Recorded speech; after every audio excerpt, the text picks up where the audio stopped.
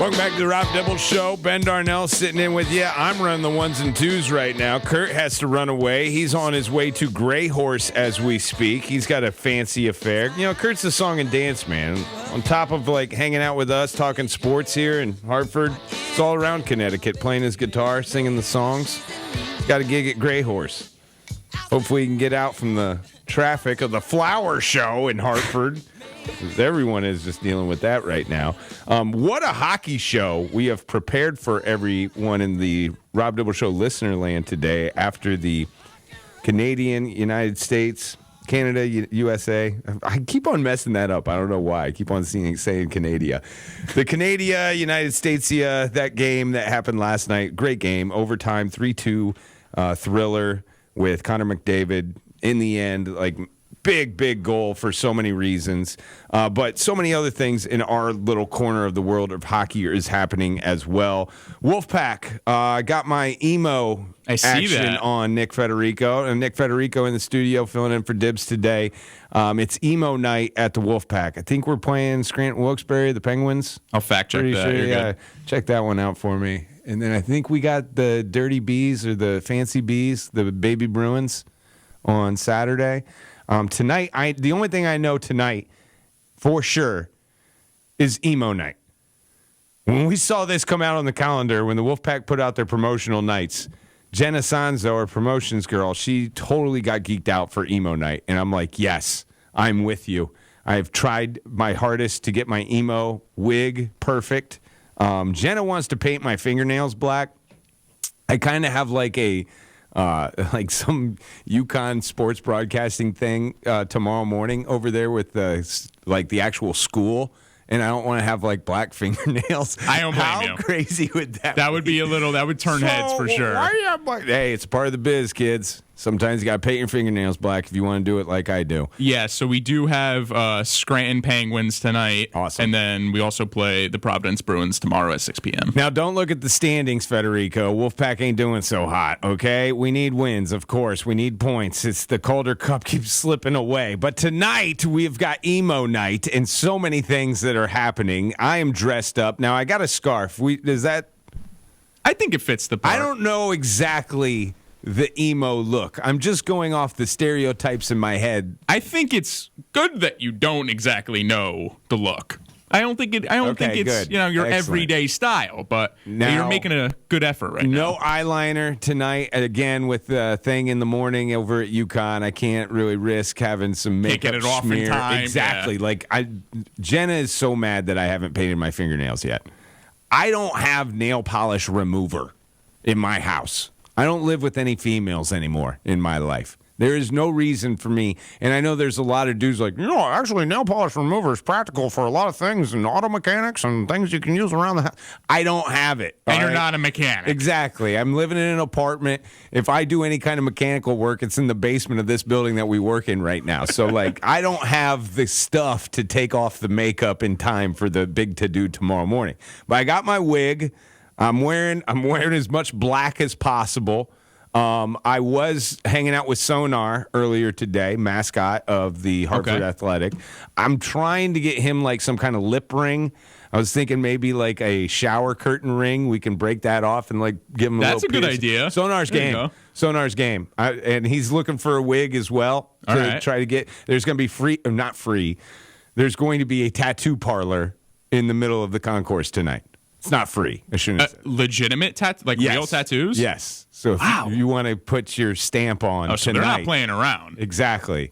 I forget what else is. Oh, there's a Purgatory coffee bar. Do you know Purgatory? Yeah. Big deal around Connecticut. Nice. Great coffee spot. Doing a little pop-up. They'll be there tonight with some emo-esque coffee, because that's what we do as emos, I guess, right? We go to the coffee shop and spend 5 hours there looking up things on the internet. I like it. And I think I got it all. Oh, sorry, I forgot about this little nugget of the night. Okay. $2 beers. Oh, boy. $2 beers tonight. So, yeah, emos drink too, man.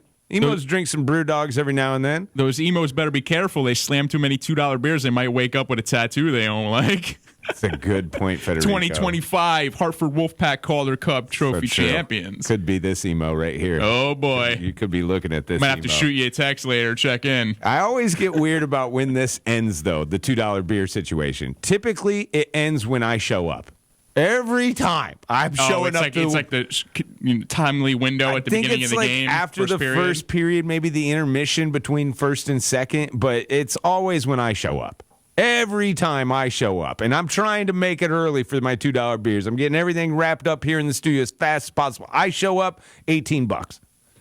No, it's not that much. It's only 14. That's ridiculous, by the way. Oh my God, yeah.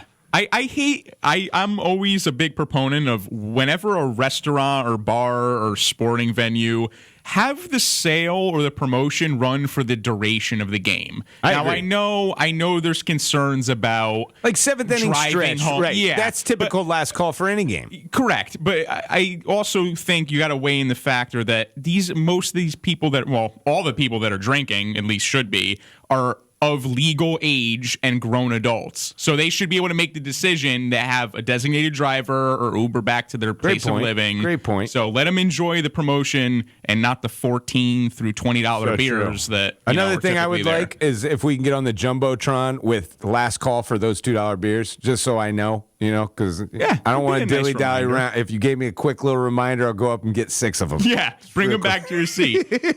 Unless you're at a Quinnipiac hockey game where you can't drink your alcohol unless you're on the concourse outside the game. I've been teaching people that. You taught me that a while back, and then I experienced it. Now, everybody that goes to a QU game, all right, this is the situation. You're not going to believe it, but this is the situation. So, yeah, that's the thing. Saturday, probably a bigger deal than emo night. Our friends at Hands on Hartford are hosting a food drive. So if you are going to the game, Wolfpack, was it the Fancy Bears of Providence Baby Bees that they're playing?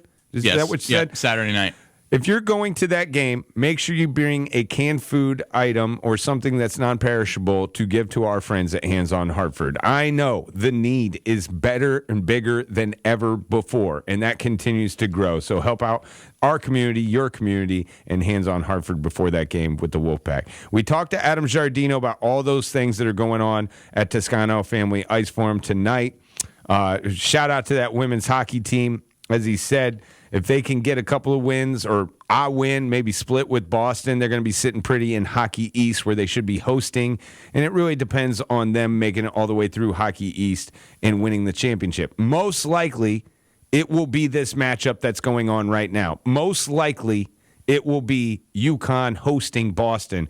And whoever wins gets into the NCAAs. It would be a huge thing for this program. You got a score right now? Are you looking at? I don't even want to peek. I'm not. I don't even want to peek to see what it is. We'll remain in the dark. So speaking of Maine tonight for the Ice Bus, huge game. As Adam Giardino pointed out, they win this game, they can basically chill. I mean, obviously they're going to want to get in, get some licks, get some minutes, and perhaps even win those next games coming up to even better their stock going in the NCAAs. But if they beat Maine 19-5-5, they can just chill. They can lose the rest of their regular season. They can lose the Hockey East tournament, and they're still in the NCAAs. That's how well they've been doing so far this year. So big games tonight and a big game tomorrow for the women for the UConn side of things. Canada versus USA. Nick has been tasked with his top 5 things from last night that won. Top 5 winners from the Canada-USA 4 Nations. Now, Kurt left. And we're not just talking surface level. We're narrowing it down here. So true. Now, I want to get you like some kind of bed, some kind of game show bed, but I don't know if I'm going to be able to find it. Let's see what we got here in Kurt's wall of sound. No, that's a football hit. That's not going to work. I don't know. What's this? Okay, we can use that for something. From the crowd. Definitely. In the WUCS studio. Yeah, a lot of stuff here from his... Kurt's got all sorts of funky sounds over there. Okay, we can definitely use that one. I don't know if we can use anything else on this, honestly. I can give you some Sam Spence on it. I'll give you some Sam Spence. This is some of the best. When you're talking sports, you're doing a top 5. I know this is more of a football-sounding thing, but we'll use it for hockey. Top 5 winners from last night's Canada versus USA Four Nations, according to Nick Federico. Number 5. Give me Jordan Binnington and his redemption arc. Now, the Canadian goaltender, the big, worry surrounding Canada going in was their weakness at the goaltender spot. Yeah. Now, Jordan Binnington hasn't been considered in his prime since he won the Stanley Cup against my Boston Bruins in 2019. In that building. Correct. In Game that 7. building. Now, he played decently throughout the round robin side of things, the round robin portion of the games, right. but he came up with some massive game-saving stops in the third and the overtime. He faced 6 total shots in the overtime on the likes of Brady Tkachuk and Austin Matthews, two of the biggest scoring threats on Team USA. Most of those were tight up in the crease, and he really saved them that game. He kept them in it, gave them a chance to win, which they ultimately did. Bob Joyce's number 1 was Binnington.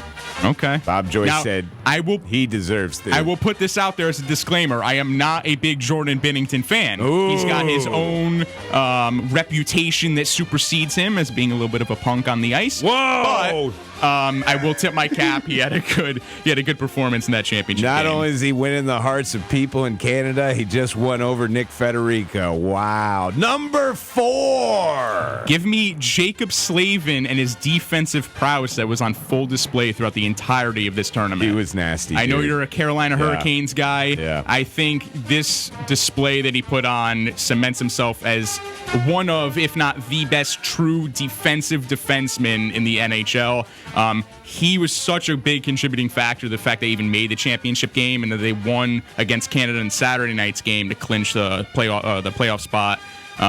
He made so many big clearances in front of the net, including the one on Mark Stone where he literally was tied up with Mark Stone. Yes. Used all of his might to fling his stick behind him and clear what was a wide empty net. He recorded the most total block shots of any defenseman in the tournament at 9, and helped block many grade A scoring chances. So that was great. He is a guy that I've always thought he's great, but the rest of the landscape doesn't really put him out there. And I think that this tournament he is a guy that is going to personally benefit from his play in the Four Nations. And a lot of people who didn't know who he is know who he is now. I think it's because he doesn't score or get on the assist or point sheet, but that's a cornerstone of a championship-winning defense, that player of that caliber. Number 3, winners from last night's Canada-USA game. You and I are both betting men, and I'm going to tell you the sports books won out big last night. I did not think about this. The morning after this morning, I went on the internet. BetMGM, DraftKings, and FanDuel, which are 3 of the largest operating sports books, all announced and reported that the championship game last night between Canada and the U.S. was the most individually bet hockey game in their platform's history, outweighing the total bets and handle on Game 7 of the Stanley Cup last year between the Panthers and the Oilers. Wow!